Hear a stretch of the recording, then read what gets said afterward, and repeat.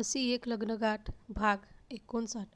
तर मित्रांनी मैत्रिणींनो, आपण मागच्या भागात पाहिले की सीमाच्या आयुष्यातलं संकट टळलं, पण तिचा नवरा मोहितचा मृत्यू झाला. ती त्याच्या आईसोबत मोहितच्या घरी जाते, त्याच्या मृत्यूच्या पश्चातविधी पार करण्यासाठी. इकडे श्रेयस आणि नीताताई दोघेही तृप्तीच्या आजाराला घेऊन खूप दुःखी असतात, इमोशनल होतात. तर आता पुढे श्रेयस तृप्तीला मिठीत घेऊन रडत असतो, तिच्या केसांवरून हात फिरवतो आणि तिला हळूच बेडवर तिचे डोके ठेवून उठतो. तो उठणार इतक्यात तृप्ती त्याचा हात पकडतो आणि बोलते, श्रेयस प्लीज बसा ना थोडा वेळ माझ्याजवळ. तुम्ही बसले की आणि बोलत असले की म्हणजे खूप बरे वाटते मला. अगं तृप्ती, तू सकाळपासून काही खाल्लं नाही. मी तुझ्यासाठी काहीतरी खायला घेऊन येतो, नंतर बसतो मी तुझ्याजवळ. ती त्याचा हात पकडून त्याला बसवत म्हणते, नको ना श्रेयस, मला नाही आवडत खायला आता. काही खावं अशी इच्छाच होत नाही हो. खूप डोकं दुखतं माझं. फक्त तुम्ही माझ्याजवळ बसा, माझा हात हातात घेऊन बसा, तेवढंच बरं वाटतं मला. श्रेयस तिच्याजवळ बसून होता. नीताताईने जेवण बनवून तिघांचे ताट करून तृप्तीच्या रूममध्ये घेऊन आली. चला, मी मस्तपैकी माझ्या सुनेसाठी गरम गरम खिचडी आणली आहे, चल बेटा खाऊन घे. तृप्ती म्हणाली, मला नको आई, तुम्ही दोघे जेवा. अगं मी आपल्या तिघांसाठी आणलं आहे इथेच, आपण तिघे इथे एका ठिकाणी बसून जेवण घेऊ. चल उठ. श्रेयसने तृप्तीला मानेत हात घालून तिला उठवून बसवलं आणि खिचडी चमच्यात घेऊन स्वतः तिला घास भरवू लागला. ती खात होती आणि श्रेयसच्या नजरेस नजर भिडवत डोळ्यात तिचे आपोआपच पाणी येत होतं. तिचं मन खूपच भरून आलं. तृप्ती म्हणाली, बस श्रेयस आता, खूप खाऊन झालं, झोपून पचायलाही पाहिजे ना. आणि म्हणाली, श्रेयस आई. नीताताई म्हणाल्या, बोल बेटा. देव खरंच असतो का हो? जर असतो तर तो उलट्या काळजाचा असतो का? प्रत्येकाचं प्रेम तो ज्याचं त्याला का नाही मिळू देत? बघ ना आपली सीमा बिचारी, एवढी चांगली मुलगी, तिची त्या मोहितला कदर आली नाही. जेव्हा आली तेव्हा तिच्यापासून कायम या जगातूनच नाहीसा झाला. मला आई नव्हती लहानपणापासूनच, इथे मला माझ्या सासूच्या रूपात आई मिळाली आणि देव त्याला माझा हेवा वाटला असेल. श्रेयस तुमच्यासारखा एवढ्या प्रेमळ माणसातून मला घेऊन जाऊ पाहत आहे. किती वाईट आहे ना देव. तृप्ती अगदी असह्यपणे रडत होती. श्रेयस तिच्याजवळ बसला होता. तिला म्हणाला, प्लीज तृप्ती बोलू नकोस. डॉक्टरांनी तुला जास्त बोलायला सांगितले नाही, तुला त्रास जास्त होईल. तृप्ती म्हणाली, प्लीज श्रेयस मला बोलू द्या. माझ्याजवळ खूप कमी दिवस बाकी आहेत. मला काय आयुष्यभर बोलायला वेळ मिळणार नाही. त्यामुळे मला जास्तच जास्त बोलू द्या आणि तुमच्या सान्निध्यात राहू द्या. आणि सीमालाही लवकर घेऊन या. तिला मागणी घालण्यासाठी जा. आई आणि तुम्ही, मी आहे तोपर्यंत तुमचं लग्न झालं पाहिजे. तुमच्या बाळाचा अनुभवसुद्धा मला आला पाहिजे. श्रेयस भाऊक होत बोलतो, तृप्ती बस ना आता. काय लावून दिलं माझ्या लग्नाबद्दल? येत्या मंगळवारी तुझं डोक्याचं ऑपरेशन आहे. ऑपरेशन झालं म्हणजे तू नक्कीच बरी होशील. मग आपण खूप बोलू, फिरायला जाऊ, खूप एन्जॉय करू. श्रेयस प्लीज, मला माहीत आहे माझ्या स्वतःच्या तब्येतीबद्दल. माझं ऑपरेशन करू नका.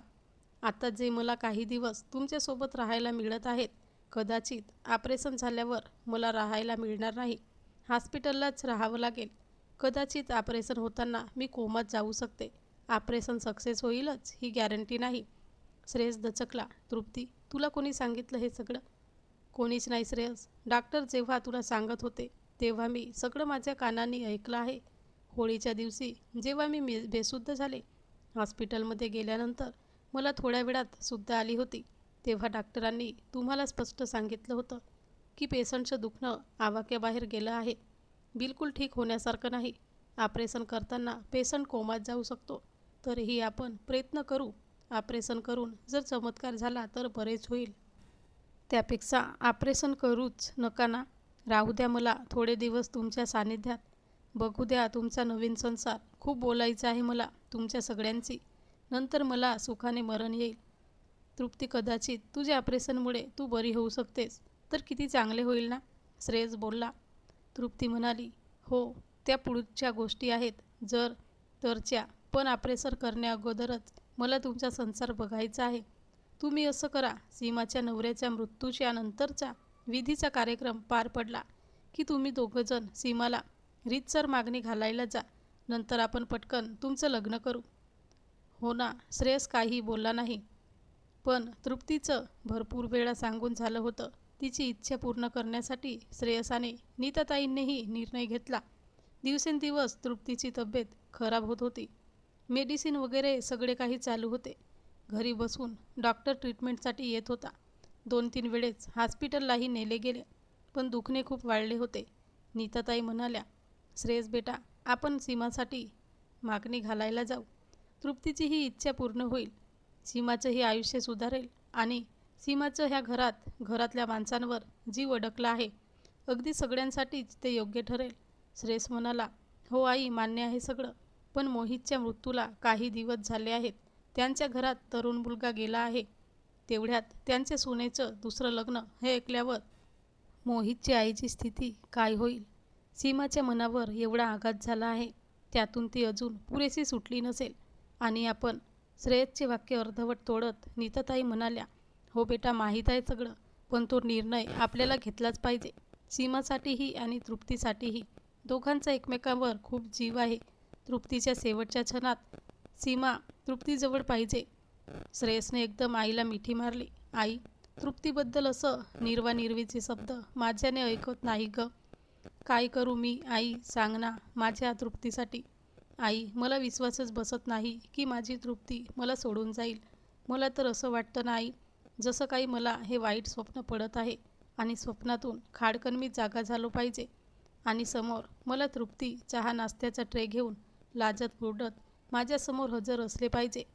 तेव्हा मला भान आले पाहिजे, अरे ते तर मी वाईट स्वप्न बघत होतो. हे सगळं खरं नव्हतं. माझी तृप्ती तर चांगली आहे. किती मस्त होईल नाही असं घडलं तर.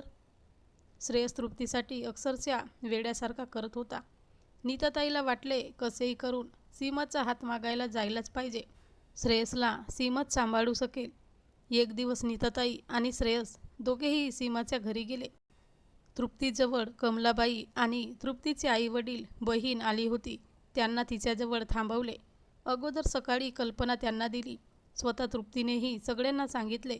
नाहीतर जेव्हा त्यांना असं माहीत पडलं तेव्हा सगळे ते मूर्खांसारखं काम करत आहे श्रेयस असं समजत होते.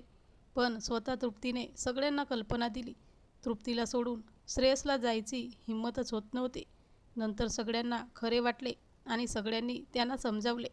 तृप्तीताई आणि श्रेयस दोघेही सीमाचा हात मागण्यासाठी मोहितच्या आईजवळ त्यांच्या घरी गेले. मोहितची आई अजूनही मुलाच्या दुःखात होती.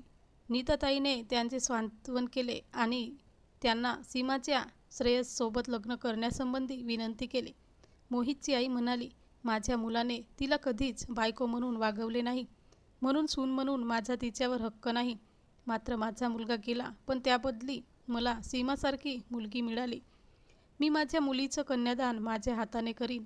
तुम्ही बेलासक लग्नाची तारीख पक्क करा. सीमाच्या चेहऱ्यावर पूर्ण उदासीनतेचे भाव होते. ती नीताताईच्या पाया पडली. नीताताईने तिच्या डोक्यावरून हात फिरवला आणि म्हणाली, बेटा, तूच आता माझी नकली नाही असली सून होणार. तुझी तृप्तीताई असं म्हणताच सीमा नीताताईच्या गळ्यात पडली आणि दोघेही हुंदके देऊन रडू लागल्या. सीमा सांगू लागली, आई, कसेही करून तृप्तीताईला वाचवा ना. नीताताई म्हणाल्या, हो बेटा, आम्हाला का होस नाही का, पण माझ्या तृप्तीचं दुखणं आटोक्याबाहेर गेलं आहे. तर मित्र आणि मैत्रिणींनो, हा भाग कसा वाटला कमेंटमध्ये सांगा आणि सबस्क्राईब करा.